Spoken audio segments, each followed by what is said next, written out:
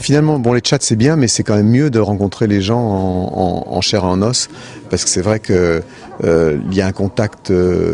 Rien ne remplace le contact direct quand même. Moi, je suis un fan d'Internet, mais il faut pas tout confondre. Je veux dire que les relations en direct sont quand même irremplaçables.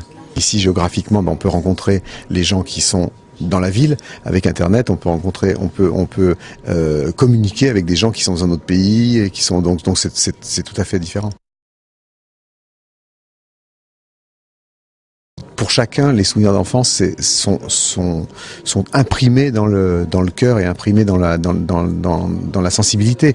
Donc c'est tout à fait normal que mes Madeleines de Proust à moi soient liées à Lyon. Mais au-delà de ça, il se trouve qu'en plus, moi, j'ai dans mon destin professionnel, j'ai eu ensuite un lien avec Lyon que même certains Lyonnais n'ont pas eu. C'est d'avoir la chance et le privilège de revenir à Lyon pour exercer sa passion et son mode d'expression dans un contexte pareil et de pouvoir le renouveler, ce qui va être le cas en 2010 à l'Altony Garnier. C'est quelque chose qui est jubilatoire et qui est un grand privilège.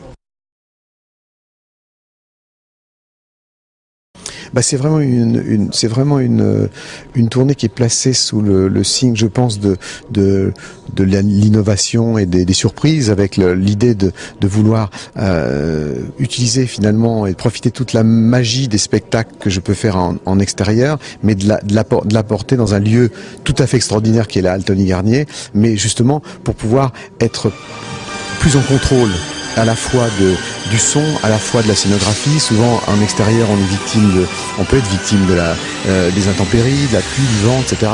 Et souvent ne pas arriver à plonger les gens, comme ça va être le cas à l'Altony Garnier, dans une immersion vraiment totale sur le plan et du son et de la musique et de tout ce qui est lumière et toute la scénographie, avec en plus musicalement tous les morceaux connus de mon répertoire, plus des nouvelles compositions avec 70 instruments sur scène qui sont parmi et des instruments de légende qui font partie de la mythologie de la musique électronique et des instruments aussi tout à fait nouveaux développés spécialement pour la circonstance. Vraiment un projet tout à fait particulier et que je suis impatient de le partager avec le public lyonnais.